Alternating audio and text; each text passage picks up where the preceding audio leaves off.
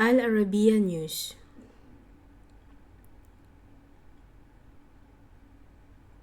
Philippines bans first-time housemates from working in Kuwait after murder case.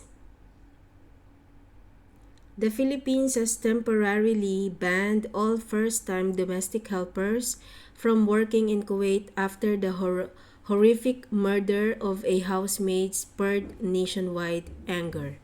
In order to strengthen the protection of the rights of overseas Filipino workers in Kuwait, particularly workers who are most vulnerable to abuse and exploitation, action on the applications of first-time agency-hired domestic workers bound for Kuwait is temporarily deferred effective immediately, the Department of Migrant Workers said in a statement on Wednesday.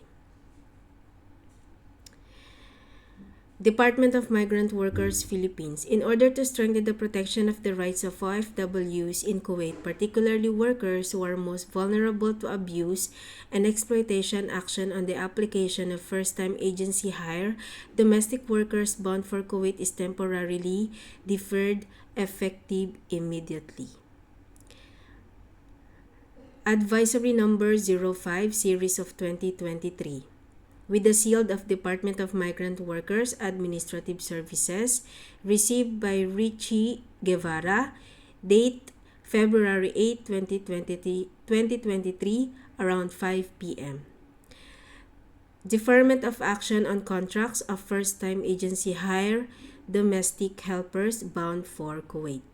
In order to strengthen the protection of the rights of overseas Filipino workers, OFWs in Kuwait, particularly workers who are most vulnerable to abuse and exploitation, action on the application of first-time agency-hired domestic workers bound for Kuwait is temporarily deferred effective immediately.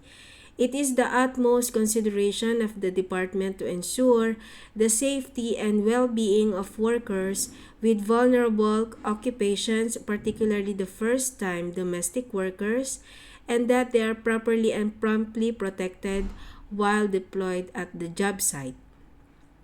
This measure is being undertaken in order to further ensure that the proper monitoring and reporting mechanisms are strengthened, and that a more efficient response system is established in Kuwait, especially in OFW welfare cases.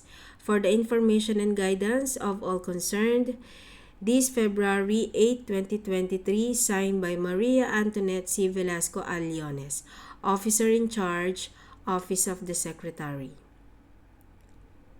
The ban does not include workers who have already been employed in the country for years, according to Migrant Workers Secretary Susan Ople. So malinaw po na nakalagay dito na hindi po maaapektuhan yung mga may trabaho na po dito sa loob po ng ilang taon. The body of 34 years old Julie Birenara was found burnt with her skull smashed in the middle of Kuwait's desert on January 21. The Filipino domestic worker, whose autopsy revealed that she was pregnant at the time of her death, had reportedly told her family she was afraid of her employer's 17-year-old son. The young man was arrested on rape and murder charges, authorities said at the time.